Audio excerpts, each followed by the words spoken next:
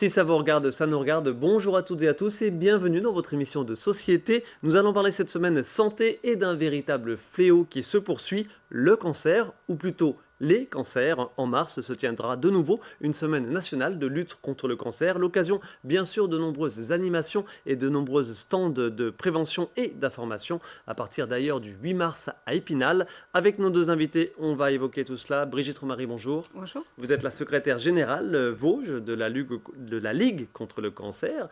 Nos téléspectateurs vous le connaissent bien. Vous êtes psychologue également. C'est Merci ça. d'être avec nous sur ce plateau. Et docteur Jérémy Laurent, bonjour. Bonjour. Vous êtes responsable du site vosgien du centre de dépistage des cancers. Tout à fait, oui. Tout est dit dans le titre des cancers. On parle Exactement. bien des cancers et on va parler des cancers. Brigitte Romary, nos téléspectateurs vous connaissent bien pour venir annoncer chez nous et témoigner bien sûr par rapport aux diverses animations faites tout au long de l'année. On pense bien sûr aux foulées roses en septembre, aux foulées des barbus un peu plus tard et puis évidemment il y a Mars Bleu. Qu'est-ce que c'est Mars Bleu? On est là, fin février, début mars.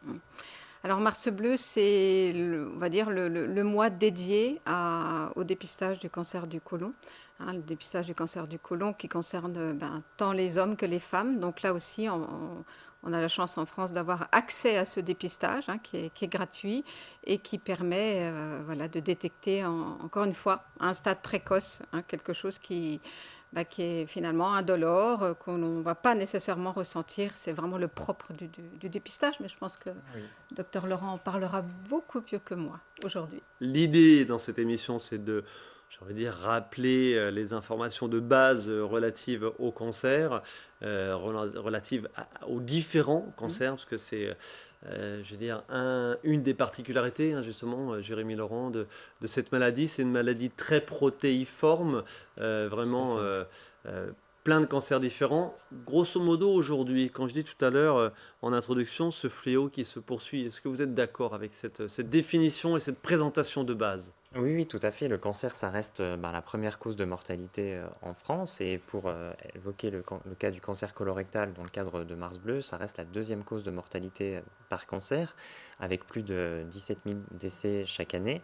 Et après, donc, ça reste effectivement un fléau, mais c'est un fléau contre lequel, effectivement, on a de plus en plus d'armes à l'heure actuelle, avec une amélioration des traitements. Le dépistage fait partie également de ces armes, et surtout, le dépistage permet de réduire après la mortalité liée à ce cancer. Et c'est ça qui est aujourd'hui tout l'enjeu finalement de Mars Bleu et de la promotion du dépistage du cancer colorectal, c'est vraiment de lutter contre la mortalité de ce cancer. Alors le cancer, les cancers, vous l'avez dit évidemment, on va le garder en tête, première cause de mortalité en France. Deux chiffres, chez les hommes, ça représente 330 décès pour 100 000 personnes par an, et chez les femmes, c'est 274 décès. Donc première cause de mortalité, tout cancer confondu. Jérémy Laurent, rappelez-nous le cancer, c'est quoi tout simplement? Qu'est-ce qui se passe quand on a un cancer? Quelle est la raison d'être? C'est ça. Alors, c'est un processus qui met du temps à se mettre en place. Le cancer, c'est simplement les cellules, on va dire, normales de l'organe qui ont des défaillances, en fait, dans leur système comment expliquer ça? Fonctionnement. De reproduction, de fonctionnement, voilà, qui font qu'elles vont dégénérer, en fait. Et donc, la cellule normale va devenir une cellule cancéreuse qui va à son tour se multiplier et donc à ce moment-là donner un cancer d'organe. Pour reprendre par exemple l'exemple du cancer colorectal, souvent la muqueuse colique, donc, qui est totalement normale, va parfois développer ce qu'on appelle des polypes. Et ces polypes, en fait, peuvent par la suite évoluer vers un cancer. Mais cette évolution se fait très lentement. C'est pour ça que le dépistage du cancer colorectal est vraiment quelque chose d'important et surtout que c'est un cancer qui est accessible au dépistage parce que justement, il y a un temps d'apparition de ce cancer qui est particulièrement long.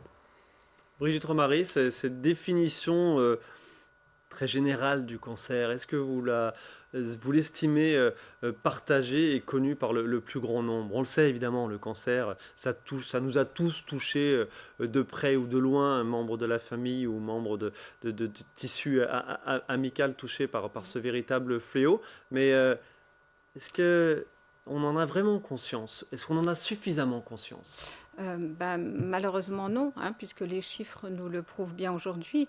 Alors, je pense que c'est important de faire un parallèle entre peut-être effectivement le cancer colorectal, hein, qui est un cancer malheureusement où le taux de participation est extrêmement faible, hein, Mhm. en France, dans les Vosges, mais pas que dans les Vosges.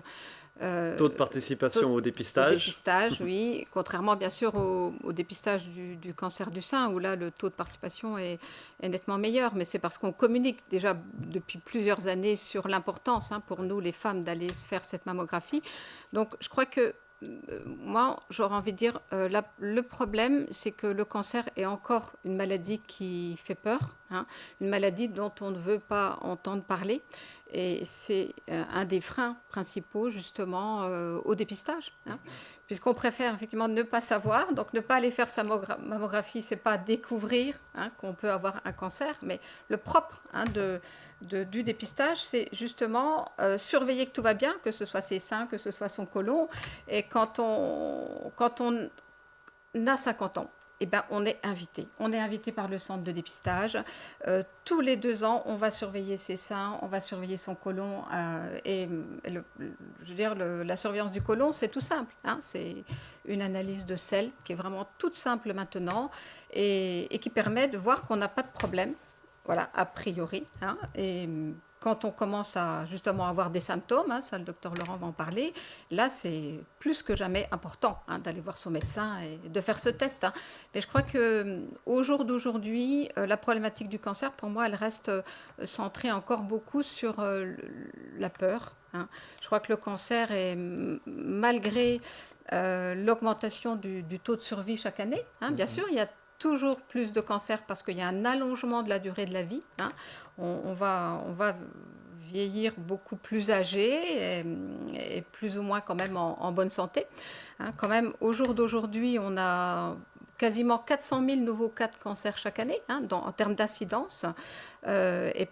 Sur ces 400 000 nouveaux cas, on a encore 41% de personnes qui vont décéder, hein, parce que le dépistage, les personnes n'adhèrent pas au dépistage, hein. On a la chance d'avoir 3 dépistages en France, hein, le sein, le côlon et plus récemment l'utérus, hein. Donc au jour d'aujourd'hui, si la population française adhère au dépistage, on a significativement une baisse de la mortalité parce qu'on va dépister à un stade ultra précoce un début de cancer. Jérémy Laurent, Brigitte Romary vient de dire que cette maladie peut être difficilement ou différemment appréhendée. C'est vrai qu'on entend encore dans les médias, mais c'est souvent à la demande des familles, bien sûr, hein, décédés à la suite d'une longue maladie. Comment on explique ça, selon vous? Votre regard de médecin? Sur la prise en charge, c'est oui, comme disait Brigitte, c'est quelque chose, enfin une maladie qui fait encore peur. On a peur du diagnostic, on a peur du traitement et de ce que ça implique derrière en termes de qualité de vie. Donc du coup, ça me permet également de rebondir sur l'importance du dépistage. Le dépistage, comme l'a dit Brigitte tout à l'heure, c'est quelque chose qui est là pour essentiellement rassurer les gens. C'est-à-dire que le dépistage, effectivement, dans quelques cas, il va pouvoir s'avérer, entre guillemets, positif, mais dans la majorité des cas, il est négatif et donc rassurant, et donc ça rassure les personnes. Et encore une fois, le dépistage, quand on l'a fait, et s'il est positif, ça permet parfois de découvrir un cancer, mais parfois juste des lésions précancéreuses, et donc du coup de les traiter à un stade précoce, et donc du coup de conserver la qualité de vie des personnes, et donc après, derrière, de réduire des décès. Mais c'est tout cet impact-là qui est important, je pense, de rappeler. Et après, il faut également rappeler qu'aujourd'hui, on a fait d'énormes progrès sur la prise en charge des cancers, hein. Un cancer ne veut plus dire maintenant nécessairement décès. On a des gens qui continuent de vivre et de travailler avec un cancer, après un traitement par le cancer, et ça, je pense qu'il est important également de le rappeler. On a fait d'énormes progrès et on continue d'en faire parce que la recherche continue également pour améliorer les traitements, pour diminuer les effets indésirables et surtout pour lutter beaucoup plus efficacement contre cette maladie. Pour autant, on regarde l'allongement de la vie, comme l'a dit Brigitte Romary. Est-ce que c'est un fléau qui se poursuit, qui prend de l'ampleur, qui régresse, qui stagne? C'est un fléau, entre guillemets, qui prend de l'ampleur parce que la population vieillit. Donc, si la population vieillit, ben, on est plus sujet à avoir un cancer. Plus on vieillit, plus les mécanismes, on va dire, de réparation cellulaire normale, eh ben, sont un petit peu altérés. Donc, du coup, on a plus de risques de faire des cancers. Mhm. Et on a également ben, une amélioration également du dépistage. Et après, il y a bien évidemment donc, on trouve plus de cancers aussi. Et on a également... On découvre encore de nouveaux cancers, de nouvelles pathologies sur certains organes?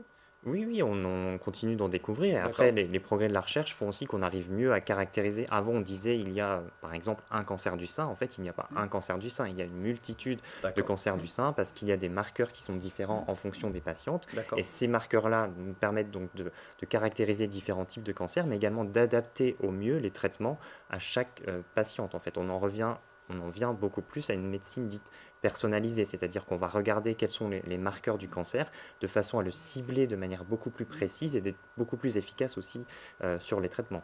Brigitte Romary, quels sont les 5 cancers les plus prévalents dans notre société? Alors en France, Ben, évidemment. alors, on va dire les quatre les plus fréquents, bien sûr, c'est le sein pour la femme, Mhm. la prostate pour l'homme, le côlon pour l'homme et la femme, hein, et puis on a le poumon qui est aussi pour les deux sexes, hein, et on voit bien qu'il y a une prévalence, hein, il y a une augmentation du nombre de cancers du poumon, hein, surtout chez la femme, hein. Donc là, il y a un gros travail, encore une fois, de sensibilisation et de prévention à faire, hein. Là, on est sur de la prévention primaire. Euh, Pourquoi de la prévention primaire? Parce que principalement, évidemment, c'est un risque, c'est une cause extérieure, la cigarette, et oui, bien et oui. évidemment. Euh, D'où ma question. C'est une maladie qui se singularise aussi par des risques endogènes et des risques dits environnementaux. Tout à fait. Aujourd'hui, les chiffres nous le disent, hein, 40% des cancers pourraient être évités, hein, en fonction effectivement de... Bon, il y a effectivement un certain nombre de cancers qui sont génétiques, mais là, on est vraiment sur une approche individuelle. C'est-à-dire qu'on a des comportements, on peut adopter des comportements un petit peu plus sains pour sa santé. Alors bien sûr, hein, les facteurs de risque les plus connus, c'est effectivement la consommation d'alcool, hein, excessive, j'entends bien sûr, la problématique du tabac, hein, le tabac qui est quand même voilà, le facteur premier d'apparition d'un cancer du poumon, hein, même si on a un pourcentage aussi, hein, de cancer du poumon indépendamment d'une consommation tabagique, mais majoritairement c'est quand même le tabac qui est le cancer du fumeur, hein, il faut le dire.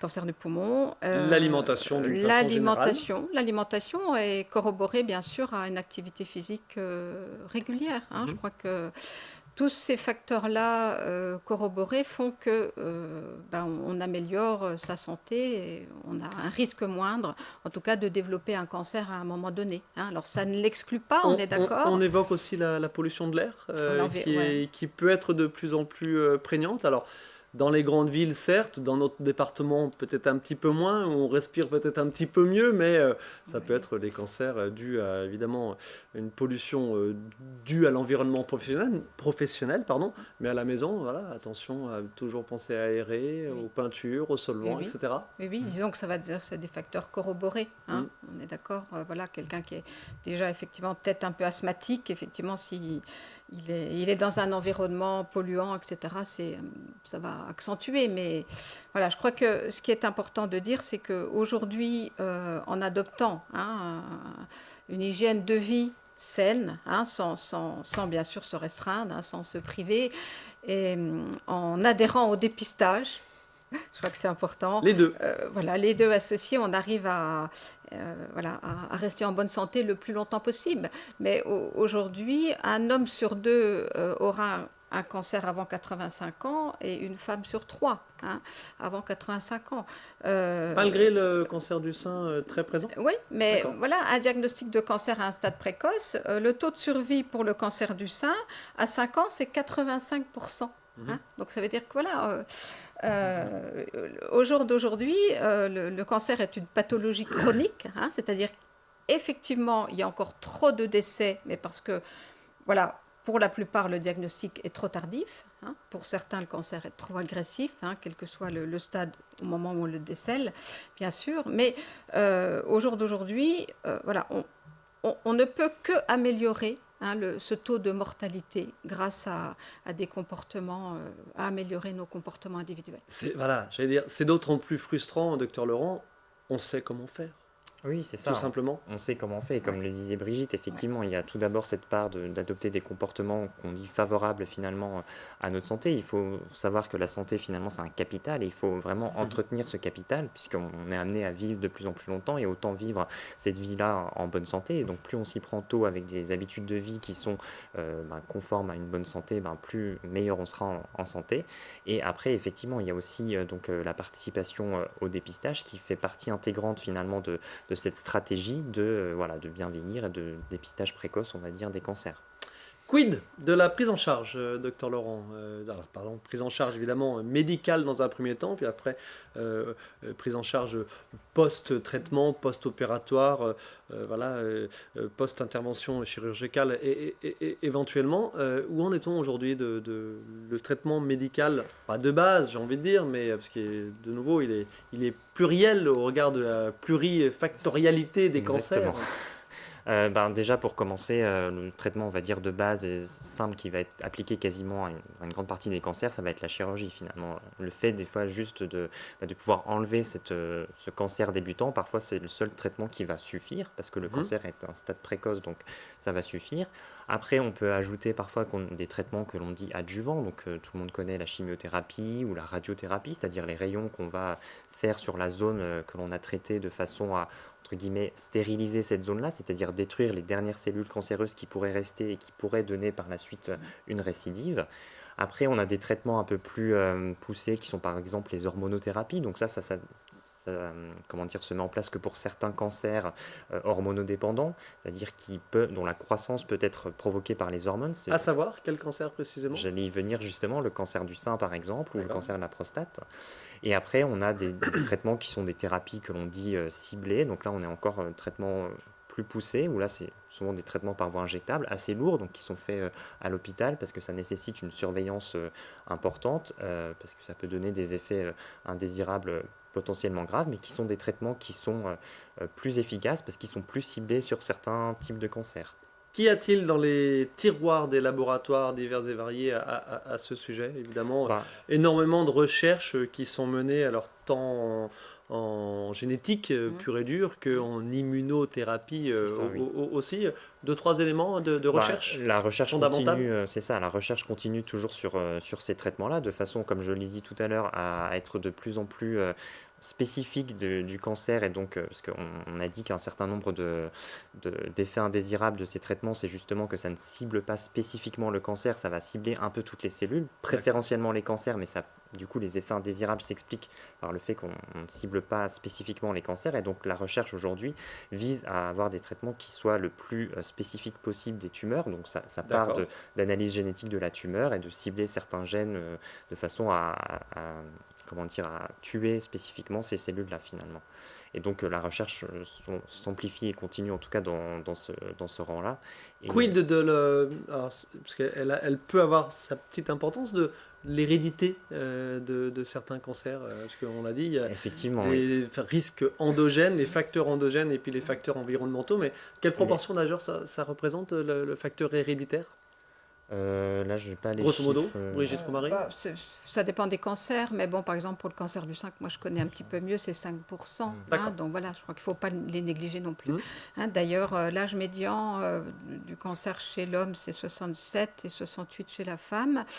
68 ans, pardon, en sachant voilà, qu'on peut avoir un cancer aussi avant l'âge du dépistage, avant 50 ans, etc. Donc c'est important, dès lors qu'on sent quelque chose ou qu'on suspecte quelque chose en tant que femme, même voilà, même pour le dépistage du cancer du côlon, c'est important de ne pas attendre d'avoir des symptômes, du sang dans les selles, des règlements digestifs, etc., pour dire ah bah tiens, j'ai 55 ans, j'ai jamais fait mon dépistage, je vais peut-être le faire.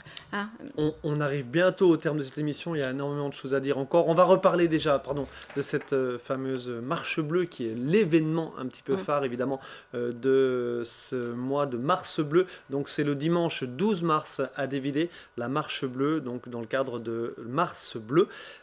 D'autres événements, impossible de les citer, mais on retrouve tout ça sur Oui. votre site internet, page Facebook, etc. Mais voilà, la campagne Mars Bleu 2023 dans les Vosges, c'est à Vittel, à Contrexéville, à Neufchâteau, à Épinal, à Dévillers, à Cornimont, à Saint-Étienne-les-Remiremont, à Bruyères, à Sainte-Marguerite, à Saint-Dié ou encore à Raon-l'Étape, avec des partenaires qu'on va citer. Oui, alors Principalement les magasins Leclerc. oui, alors les magasins Leclerc, en fait, ça se surajoute à Mars Bleu, hein. C'est un partenariat exclusif avec Édouard Leclerc, hein, qui a mis en place ce partenariat pour lutter contre le cancer de l'enfant et de l'adolescent, hein. Donc là, on fait un petit parallèle sur les autres cancers. Et donc, cette année, on va fêter la 20e édition de l'opération Tous unis contre le cancer de l'enfant et de l'adolescent. Donc, nous avons pour l'instant 4 magasins Leclerc, donc à Raon-l'Étape, à Saint-Dié-des-Vosges, à Bruyères et puis également à Neufchâteau. Donc, pendant 10 jours, du 10 au 26 mars. Donc, voilà, nous seront présents avec les magasins Leclerc pour sensibiliser à l'importance aussi de ces cancers chez l'enfant et l'adolescent. Et l'objectif premier, c'est de récolter des fonds pour la recherche, hein. Donc, l'opération, elle fête ses 20 ans cette année, hein. Ça a commencé en 2003. D'ailleurs, à l'époque, j'ai participé à cette opération-là dans un autre département. Donc là, c'est mettre en avant, voilà, l'importance des autres cancers et aussi mettre en avant l'importance des partenaires, hein, avec qui la Ligue contre le cancer travaille déjà depuis de nombreuses années. Impossible de citer tous les événements et toutes les dates. Je vais m'arrêter juste sur des stands d'information à la ligne bleue les Oui. 8 et 9 mars. Là, Oui. c'est très prochainement. Ouais. Il y a Saint-Dié. aussi le 4 mars au Cora de Sainte-Marguerite. Il y a une vente de fleurs. Ouais. Cora de Sainte-Marguerite dans le cadre donc de La de semaine soutien. nationale, là. Et dans le cadre Ouais. donc, pour du soutien à la recherche et aussi et surtout Ouais. au traitement des malades. Un petit mot justement sur les traitements, Brigitte Romary. Énormément de progrès, de structuration, d'organisation dans les soins de suite, Oui, c'est les ça. soins de Ouais. confort, de réadaptation, Oui, etc. oui, oui. Donc, le comité des Vosges est content puisque depuis, voilà, on va dire 5-6 ans, donc on a vraiment développé des soins de support pour les malades, hein. Donc, les soins de support, c'est comment effectivement améliorer la qualité de vie du patient pendant et après le traitement. Mais c'est, on va dire, surtout pendant, enfin, C'est les deux. il y a plusieurs, oui, les deux. Il y a plusieurs soins de support. Alors, le plus connu et le plus ancien, c'est la socio-esthétique, hein. C'est effectivement pendant le traitement. Donc, on a une socio-esthéticienne qui travaille sur 3 centres hospitaliers, donc à Épinal, à Saint-Dié et à Remiremont. Donc, voilà, elle va prendre soin effectivement du patient pendant le traitement. Elle va donner des conseils par rapport à la perte des ongles, par rapport à la sécheresse cutanée. Donc, au-delà des conseils, elle va prodiguer des soins, hein, pure de socio-esthétique. Donc, Catherine, notre socio-esthéticienne, voilà, chaque année, elle voit plus de 600 patients, hein, donc sur les 3 sites, hein. Elle travaille 15 heures par semaine pour nous. Donc, ça, c'est un soin de support qui est très important, D'accord, oui, hein, qui est effectivement. peut-être méconnu, mais voilà, elle travaille en harmonie avec les professionnels du soin. Et vous avez 13 autres prestataires Ouais. Alors, de support de ouais, soins. beaucoup de prestataires dans le domaine de l'activité physique adaptée, puisque vraiment l'activité physique adaptée, on va dire, on est dans de la prévention tertiaire, hein, c'est-à-dire que c'est important pendant le traitement et après le traitement. C'est vraiment un outil formidable pour lutter contre la fatigue, hein, la fatigue qui est le principal effet secondaire, hein, indésirable des traitements. Qui anéantit en fait le malade pendant le traitement, qui n'a plus envie de rien, etc. Et donc l'activité physique adaptée permet justement, hein, de lutter contre cet effet secondaire. Donc là, nous, on a développé pas mal effectivement d'activités, on va dire, adaptées au niveau physique.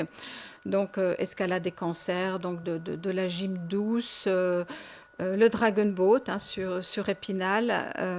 Donc, Avec le GESN, Dragon voilà, Boat, le Rose Pilate sur Remiremont, où c'est dédié aux femmes qui ont eu un cancer du sein.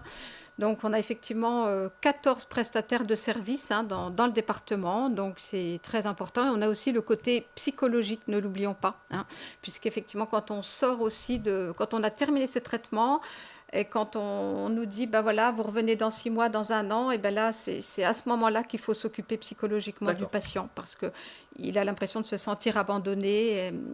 Important de connaître ce que fait la Ligue. Docteur Laurent, est-ce qu'on a un chiffre qui illustre l'importance de ces soins de support pour éviter une rechute tout simplement?